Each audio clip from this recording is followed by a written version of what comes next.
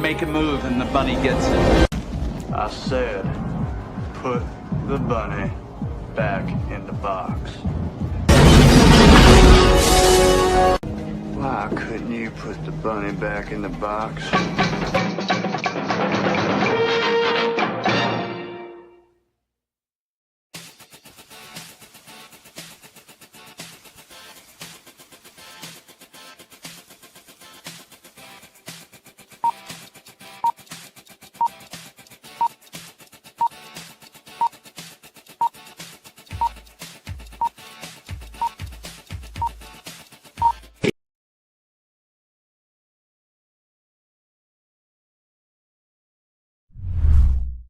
Psychically, I'm very well endowed. I want to know what you're thinking. There are some things you can't hide. I want to know what you're feeling. Tell me what's on your mind.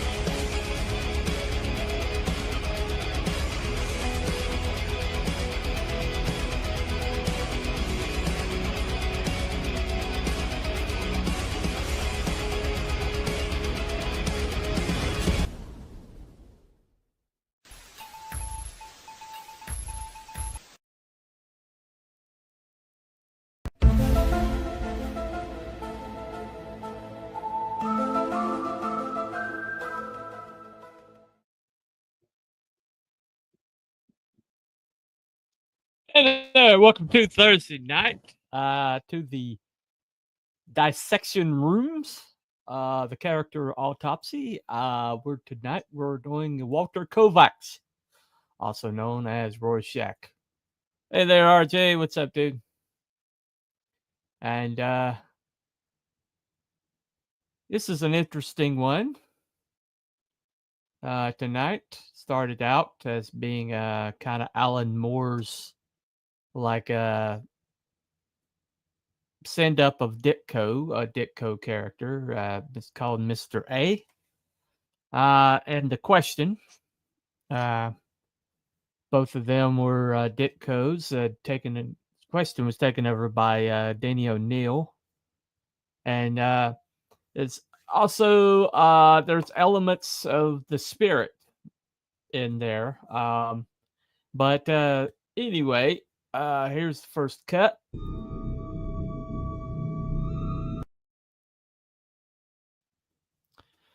Now, to basically start out as being Alan Moore's kind of like thumbing his nose at Ditko and his objectivist philosophy. Pretty much the main proponent would be Ayn Rand, a former Russian dissident turned author. But objectivist philosophy is pretty much black and white. There is no gray areas. Everything's is either good or bad. It's a total binary. And Alan Moore had a problem with that, believing it to be a lack of compassion or basically dehumanizing. And so he created a character that he thought embodied that. And he wrote the speech here, which Kitty sums it up. Rorschach's Journal, October 12th, 1985. Dog carcass in alley this morning. Tire tread on burst stomach. This city's afraid of me. I've seen its true face. The streets are extended gutters, and the gutters are full of blood. And when the drains finally scab over, all the vermin will drown. The accumulated filth of all their sex and murder will foam up around their waists. And all the whores and politicians will look up and shout, "Save us." And I'll whisper, "No."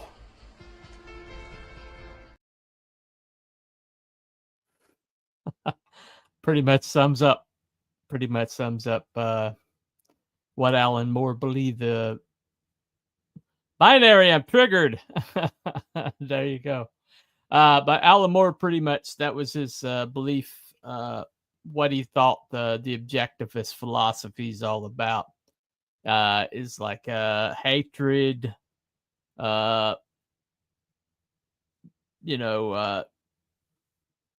what's the word I'm looking for here? Judgmental. And he believed that objectivist philosophy basically made miserable human beings. And so he created what he felt like was a really miserable human being. Except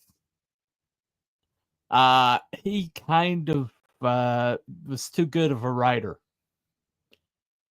I mean, for all of his nihilism, for all of the negativity that he's visited upon comicdom because of all these shallow people believing that they wanted to be the next Alan Moore. What at its core, Alan Moore is a hell of a writer. He just is. I've expressed my distaste for his imprint on comicdom before, but I have never, ever not given his flowers. Because when he went to write Rorschach, and he basically took all the main Charlton comic characters that were acquired by DC, and he planned on like writing Watchmen with all these characters. I think Dr. Manhattan was supposed to be Captain Atom. I believe Blue Beetle was supposed to be what turned out to be Night Owl 2. Rorschach was supposed to be a version of Mr. A, which was a Charlton character, comic character. And but they wouldn't give him permission. I'm not sure who the comedian was supposed to be. There's a couple more that I'm not entirely sure. But he wasn't given permission because they had plans for these Charlton characters and they didn't want Alan Moore to destroy them utterly and completely. So they're like, create original characters and you can do with what you want. So he did. And that's why we got Watchmen. Libs always think capitalists are cruel and they're benevolent even when they're causing people to starve. Yep. Pretty much. So let's start the first cut. The cadaver is open on the table. And so let's dig in. Start with the character history.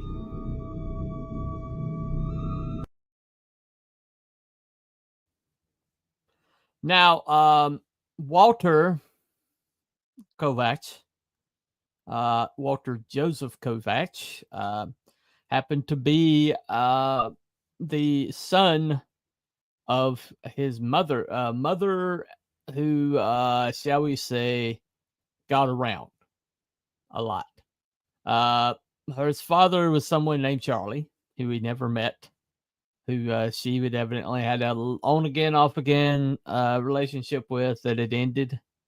And she people tried to talk her into getting an abortion, and she chose not to. And typical Alan Moore, he kind of made it to where, Walter should have, been aborted before he was born, by Alan Moore's worldview. That would have been better fate for him. But the mother, Sylvia, eventually became a prostitute. I guess she went ahead and decided, well, I'm sleeping with everybody anyway, might as well get some money for it. And along the way, he thought that someone was hurting his mother, and he came in to save her. And the John was understandably upset and no longer in the mood. Left her 5 instead of the usual rate. And she got mad and basically told him that he should have been aborted. He was ugly, and he should have been aborted. And so that was the childhood that he grew up with. Eventually, two boys bullying him over the fact his mother was the town whore triggered something in him, a violent streak that he had from all the abuse. And he attacked him so ferociously that the cops got involved. And they figured out that his mother was a prostitute and that he was living in a den of iniquity. And they took him out of that and put him in the Charlton home. Charlton Comics, Charlton home. Yeah. Alan Moore is not exactly hiding it. And while he was there, he found out when he was 16 that his mother had been murdered by one of her Johns, injected drain cleaner into her. And his reaction was good. So needless to say, no love lost there. Now, because of the sexual dysfunction, because of the way he was abused, he was very negative towards male-female relations. It was even insinuated that he might be gay. But he wound up basically after a traumatic event. Now he first started to try to be a normal person, and while he was trying to be a normal person, he worked in a garment factory. And that garment factory was using Dr. Manhattan fabric that had a strange kind of like unique aspect to it, to where depending on who was wearing it was the pattern that it would take. And he was so fascinated by the way the black blobs would move that he made it his mask. And so he, after a woman named Genevieve was murdered and nobody did anything about it. I think she was on the streets, and I guess because he had some residual feelings for his mother, Kitty Genovese is her name. I'm probably mispronouncing that name. Genovese, I guess. Kitty Genovese. And so he wanted to see her attackers brought to justice, and so he took a piece of that cloth, wrapped it around his head, put on a fedora hat, and just went out into the night and became Rorschach. Now, later on, he basically started out with a group called, let me see here. But he started partnering up with someone called Night Owl. It was Night Owl the Second. They built a grappling gun for him, and they were kind of partners. But Night Owl was a lot more, shall we say, adjusted than he was. And so while he went up on the street, Night Owl was kind of like settled into being a middle-aged man, inventor. And so this basically is unique. Rorschach kind of had this determination in him to see justice done. And it became a vigilante, became homeless, and especially living off of beans, canned beans, and nice diet that. And he just roamed the city at night, and got quite a reputation. He put a lot of people behind bars, and caused him to have a lot of enemies. And in the book Watchmen, he finally gets set up, captured by the cops, and put into prison with a lot of people he put there. And this happened. Hey, Rorschach. Hey, you're pretty famous, right? Hey, you know what? I'm pretty famous, too. Ain't that right? That's right. That's right. You know, maybe I can give you an autograph, huh? What you say, big boy?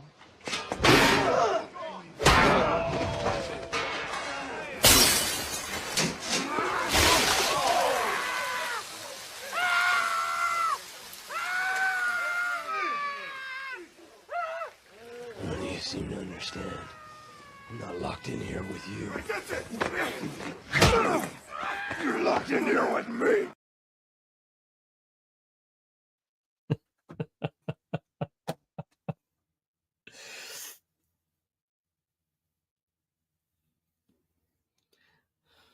Okay. He might have been a little crazy. But we're talking about somebody who was so determined to see justice done, and so that he became, his humanity was kind of like minor to him. He no longer paid attention to his humanity. He no longer paid attention to his needs. Now, the only thing he needed to be was Rorschach, and Rorschach was this neutral entity. Now, eventually, he solves the case, discovers that that the whole entire thing was a joke being played on humanity by Ozymandias, another former partner of his. And Ozymandias, in his brilliance, basically set up Dr. Manhattan to take a fall. And because he saw the only way for humanity to basically step away from war, which was a nuclear war was being threatened, was if humanity had a target, a enemy in common that was bigger than mankind. And so he made it seem like Dr. Manhattan had blown up several cities all across the world, so they would all fear Dr. Manhattan. And they would all come together to defend themselves against Dr. Manhattan. But all these people had to die, all these people along the way, all the people in those cities had to die. And it was kind of like the needs of the many outweigh the needs of the few. Ozymandias, in his cold-hearted logic, believed that that was a good trade-off, and he, Dr. Manhattan, had agreed with him, and this happened. Rorschach! Wait. Never compromise. Not even in the face of Armageddon. That's always been the difference between us, Daniel.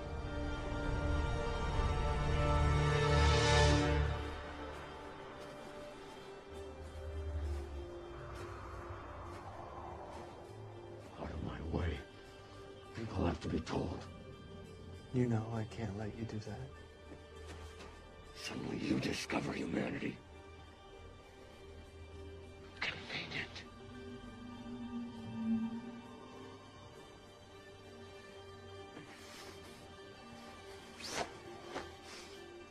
I'm scared from the start.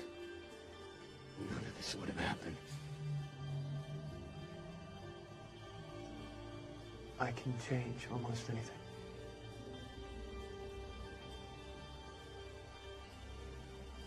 But I can't change human nature.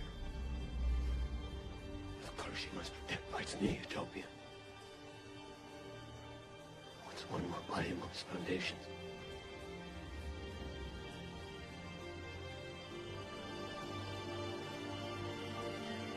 What are you waiting for? Believe it.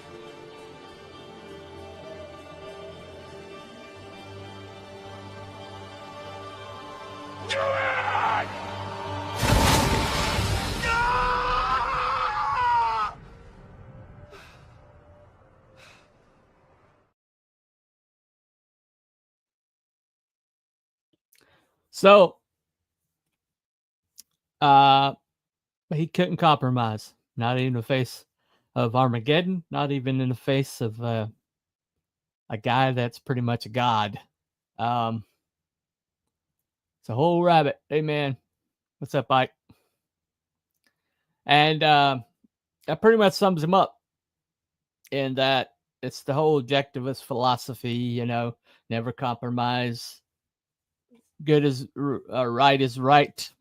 Wrong is wrong. White and black. No mixed. No gray areas. Determined to be a man of principle. He just could not.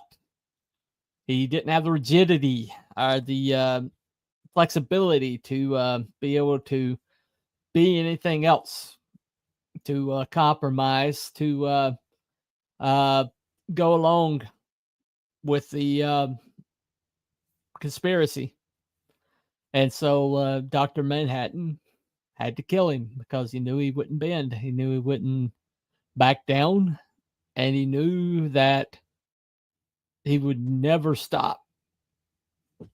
And he knew that about himself. Now, it's been debated when he took his mask off and his hat and faced Dr. Manhattan with his natural face, if he was at that moment Walter Kovacs instead of Rorschach. But I honestly believe at that moment he was both. I think at that moment, in the penultimate moment when he was facing his death, I think he realized that he was every bit as Walter Kovacs as he was, son of a whore.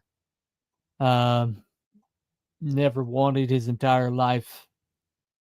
And Rorschach, the avenger, the righter of wrongs, the bringer of justice. At that moment, he was both. He was the person. There was no longer the dichotomy. There was no longer the split personality. I think at that moment they combined. And so you were looking at Walter and you were looking at Rorschach. And the mask no longer mattered. Because up to that moment, he was obsessed with that mask and keeping that mask on. Because when he went under the mask, it was Rorschach. When he had it off, he was Walter. But at that moment, it didn't matter because he became both. Because something about that moment, facing his death, kind of like brought everything into clarity and focus for him. And so when he died as Walter and Rorschach. And it's a beautiful moment. And I don't think Alan Moore really understood the character that he created. It's always mystified him that he was so popular. But sorry, Alan, you made a hell of a character, man.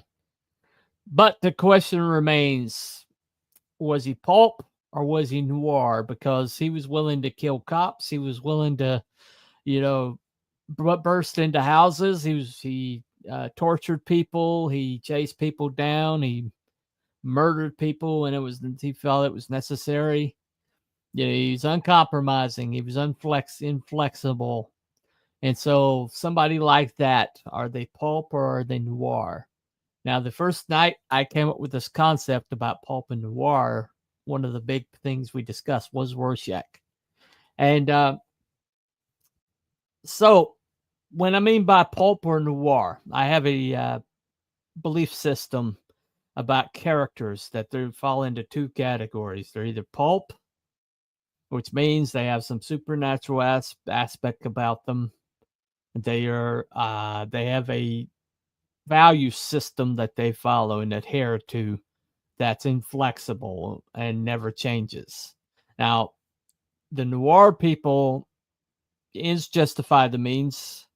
They are willing to go along to get along, and they're situational ethically, and they're more human. Now, what is he? Is he pulp or noir?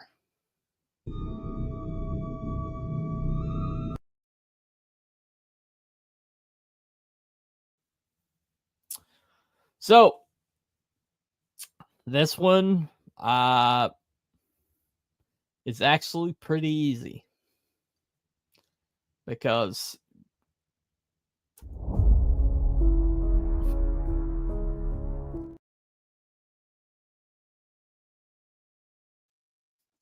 you don't get more pulp than Rorschach. No compromise, not even in the face of Armageddon. It's pretty clear that he had this set of values that he would not ever veer from, even to save his own life. He couldn't do it. And he's basically a consummate pulp character. Now, he had a lot of noir-like elements to him, like ends justify the means, the flexibility he showed with the law. But see, he believed himself to be a law unto himself. And so the cops and people like that got in his way were the enemy. And it's part of the objectivist philosophy, I guess. But he's very, very pulp because he never veered. He never flexible enough even to save his own neck. You don't get more pulp than that. Hold on a second. Sometimes you see it, proverbial liberal bullet. When you do, there's God. Okay. Their other noir characters are more like a combination of knights and cowboys, chivalry, miss of a pragmatic sense of justice. Yeah. Well, in my philosophy, if they're when you're talking about noir characters, you're talking about a style. You're not talking about what I'm talking about. I'm talking about a moral style. Okay, style of morality. Pulp is extremely rigid in their morality. They don't veer one way or another. They don't change their set of values, and they adhere to them. But noir is more like the pulp tends to have some super human characteristics. Now, noir, they're extremely human. They don't have a set of values that they adhere to 100%. And they tend to be situationally ethical. And this could be good or bad. Like you can have villains that are pulp characters, or you can have good guys that are noir, but they're not really truly good guys, because depending on the way the wind blows, then they're going to go with it. And you can't really truly have morality if you're willing to flex that. So having a noir good guy is kind of a misnomer. So if you believe in morality, like I do, then you know there's a right, there's a wrong. And so it's a different philosophy. Anyway, I don't see T-Bunny in my chat, but I see him post across the screen. T-Bunny, you out there? Yes, I am out there. Yes, I am out there. I'm up there at the top. I said hello to Wrangler. I don't know what you're talking about. Anyway. All right. Meanwhile, back at the show, Ike. If you don't mind, I'll continue. But anyway, so yes, I am. Can I point out right here? See this right here? Yeah. T-Bunny. Hi. You've been watching my channel for a little while. surprised that you're, what it's taking you a little while. Anyway, so all right. So back at the show. So what are the challenges of writing somebody like this?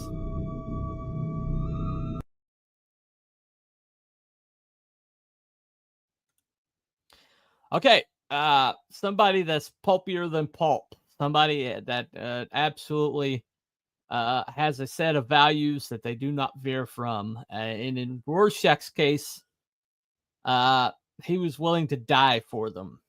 Went all the way to the wall for these set of beliefs. Now, people like that tend to be rigid. They tend to not work well in groups. They tend to be like chaotic good paladins, or people. In D&D, you had somebody that was like chaotic one way or another. They're extreme one way or another, right? And so if you have somebody like a paladin who's like as good as can be, but he's also completely inflexible, and if he thinks that you have violated God's law, he might fry you. So people like that, they tend to turn on people around them if they get disappointed by them, which is interesting because Night Owl several times showed moral failing, and yet Rorschach was ride or die with this guy because he believed in him. And he's like one of the few people, he was the only person on the planet that Rorschach believed in. And he almost called him friend. He couldn't bring himself to call him a friend, but he basically treated it like a friendship. And there's only one person to mourn him when he died, and that was Night Owl. One of the most interesting friendships, I think. And I didn't even see you type, but then I got high, and then I got high. I think you are high. I don't follow a God that promises death for mistakes or sin. I don't know what that has to do with what we're talking about, Ike. I really don't. But the wages of sin are death. It's in the Bible. But he died to give us a way to avoid that. So I don't know who you're talking about. Okay. Anyway. All right. So not going to get into a theological discussion. But when you talk about writing a character like that, you have problems kind of like fitting them into groups. You have problems with that moral rigidity, and you have an issue of kind of like, most of the time when you write a character like this, they're solo acts. They pretty much have to be solo acts. Somebody that's this pulp, that's this morally rigid.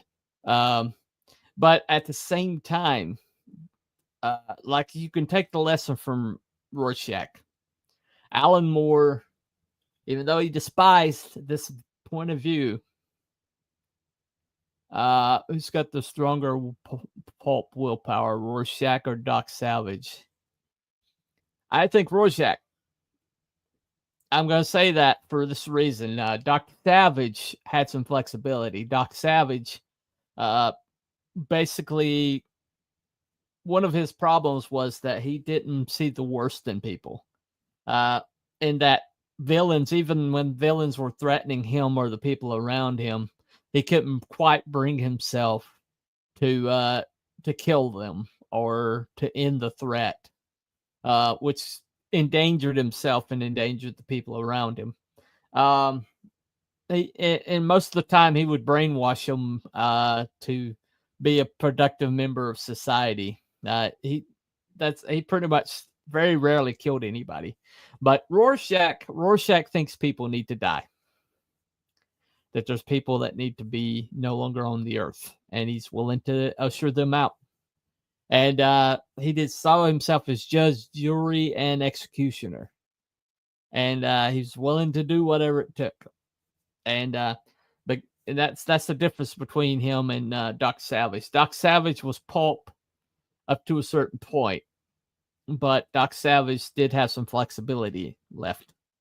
Rorschach has no flexibility. Okay, he grew up in hell.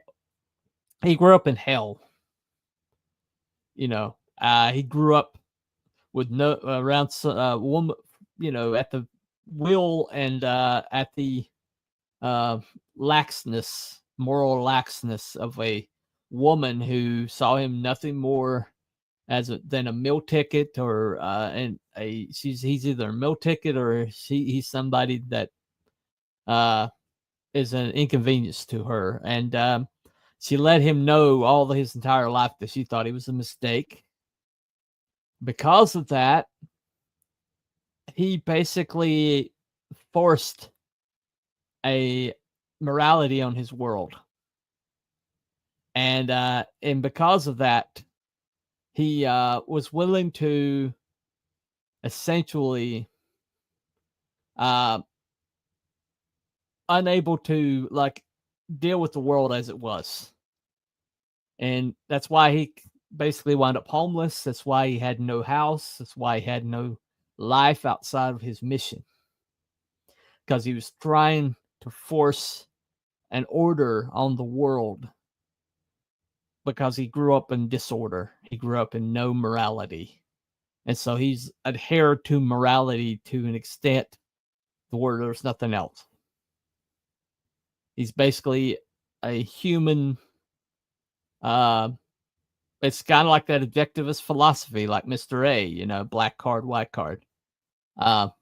It's essentially that's the way he viewed the world. Hold up. You just said what's his face was going to punish someone for his sin because that someone committed a crime against God. My God would never punish a follower with death without salvation.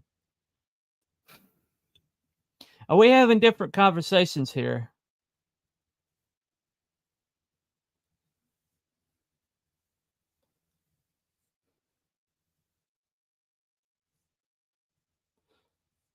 I think we are. I'm not entirely sure what this is concerning. Remember, sometimes my answers are delayed about 30 seconds. Okay. Because I that must have been something I said earlier. I don't have any context to answer that. I'm sorry. I'm just got to move on. But thanks for commenting. Thanks for coming by. Thanks for participating. Anyway, that's a good question. Thank you for asking it, Wrangler. We need to make that distinction. There are gradations of pulp, and Dr. Savage is pretty pulpy. Okay, Dr. Savage is very pulp, except that Rorschach is kind of like chaotic pulp. Okay, he's like as far pulp as you can get. He is so far pulp that he no longer has the flexibility to live with humanity, no longer live inside of humanity. He's so far removed from it. I think Alan Moore meant to do that to show how miserable a person can be. And funny thing about it was he inspired people because of that inflexibility. He inspired people because of this person who made sense of the world. If Alan Moore hadn't made him have such a horrible childhood and hadn't made him this misanthrope by society standards, he wouldn't have been as lovable, I don't think. And people absolutely love Rorschach, and they've been trying to destroy him ever since. Alan Moore tries to destroy him in every interview that he gives. They brought out Tom King did a series a little while ago that made him into like a cult leader or a cult figure. And they did a television show where Rorschach was a right-wing nutjob cult leader, or cult, like cult inspiration. And they've done their best to smear this character because he's not supposed to be good. He's not supposed to be beloved. He's supposed to be despised and hated by the comic book reading public. But what they didn't understand about Rorschach is there's something very aspirational about him. He is willing to live outside of society to protect people inside society. He's a self-imposed exile because he believes so much in truth and justice, and that he doesn't even think the cops. He doesn't see the cops as the ultimate purveyor of law. He sees them as being too corrupt to obey the law, and during Watchmen, they turn out to be corrupt. They basically get sicked on him at some point to get him off a scent. But in his world, he believes he's the only arbiter of right and wrong, and because of it, he has to live outside of humanity to make that judgment. And because of that sacrifice, that self-imposed sacrifice, there's something noble that people see in him because of that. And Alan Moore would never understand that. Even though he wrote him, he didn't understand him. Which is great, because that's everything I've been saying about writing. When you do writing right correctly, then that character that you created is no longer you. It's their own. It's another character entirely, with their own set of values, their own set of rules. And if you write them honestly, straight up and down, which Alan Moore did, all credit to Alan Moore, misanthrope, dark heart that he is, he wrote Rorschach straight up and down, honestly. And Rorschach did everything that he would genuinely do. He had this ring of authenticity about him. And even though they've smeared his character ever since, even though they've hated on him ever since, at the end of the day, people still love Rorschach. Why? Because Rorschach is honest. For all his faults, he was honest. He was who he is. And at the end of the day, it cost him his life. And everybody wants to be that honest. Everybody wants to be that truthful. Everybody wants to be that black and white. But we all have our gray areas. We all have our lies that we live with and that we tell each other. And I think something about Rorschach intrigues us and makes us want to be more authentic ourselves and more organic, and adhere closer to the rules of the philosophies that we follow. And it's hilarious that Alan Moore wrote this guy, and this is somebody that believes in nihilism, believes that nothing is real, nothing is true, and doesn't adhere to any philosophy that is detectable. And yet he wrote this guy. That's the power of writing. That's the power of writing. So, anyway, so it's time.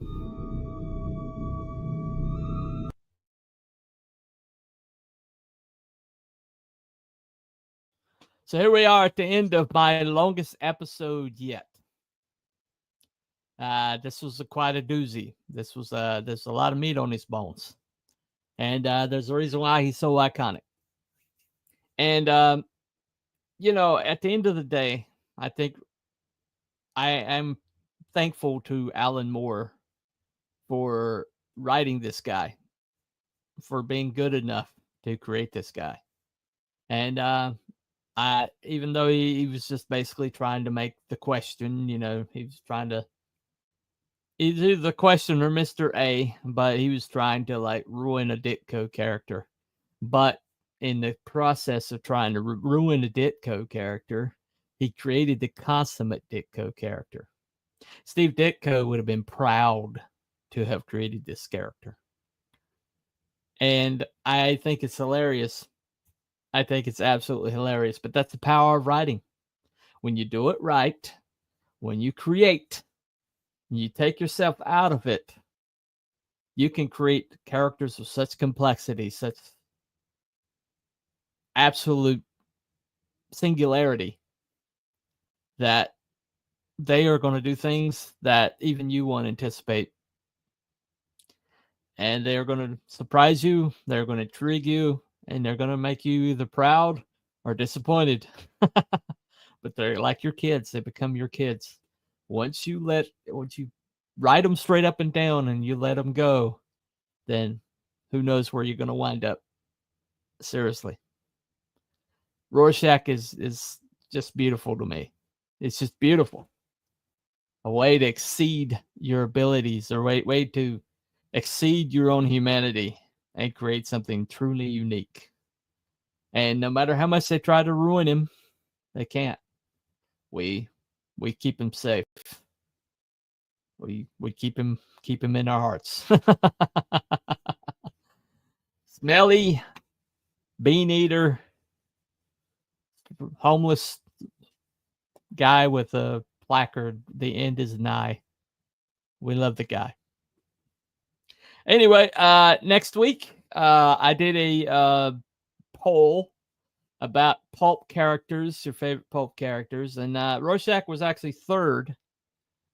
And the one that won the poll was Danny Colt, the Spirit. So next week, I am going to do the Spirit, Danny Colt, Will Eisner's magnum opus. And why does the Spirit still inspire so many characters today? And some characters that you will be very surprised were inspired by him. But anyway, so that's going to be next week, character autopsy. But as for today, we are closing the drawer. And I will see you next time when we dissect our new character.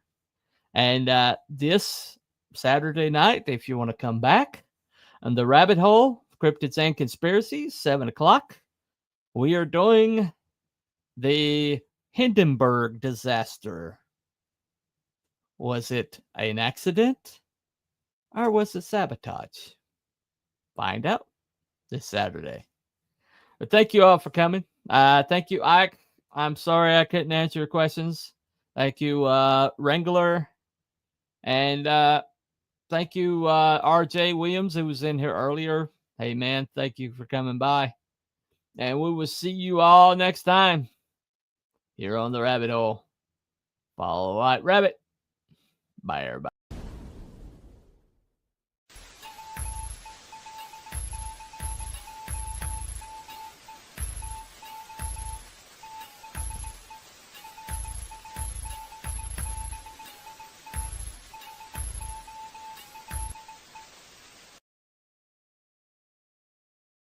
Thank you.